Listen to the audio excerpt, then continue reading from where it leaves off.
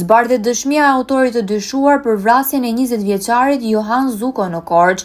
Autori Kristian Sterjo, i cili u ka pas rreth 6 orësh arrati, ka dhënë dëshminë e tij përpara grupit hetimor lidhur me motivin e ngjarjes së rëndë. Sipas dëshmisë së tij, konflikti mes dy të rinjve lidhej me disa episode të mëparshme, ndërsa një nga shkaqet që dyshohet se ka çuar në përshkallëzimin e situatës ka qenë ngacmimi i të dashurës së autorit të dyshuar.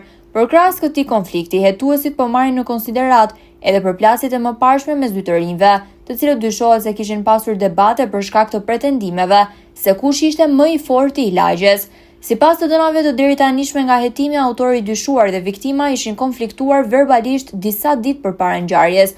Dyshohet se të dy palët kishin pasur përplasje dhe ngacmime ndaj njëri tjetrit, duke bërë që marrëdhënia mes tyre të përshkallëzohej.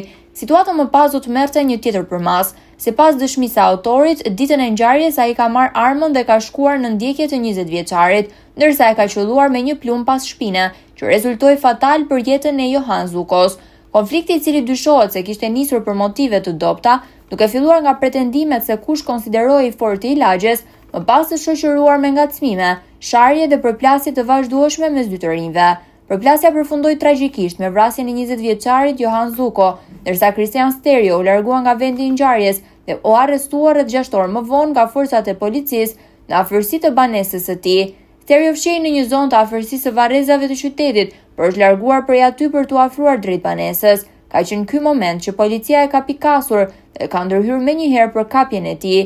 Grupi hetimor vijon punën për të zbardhur të plot dinamikën e ngjarjes, ndërsa dëshmia e autorit të dyshuar dhe provat e mbledhura pritet të ndihmojnë në përcaktimin e rrethanave dhe motivit të saktë që çoi në krimin e rëndë.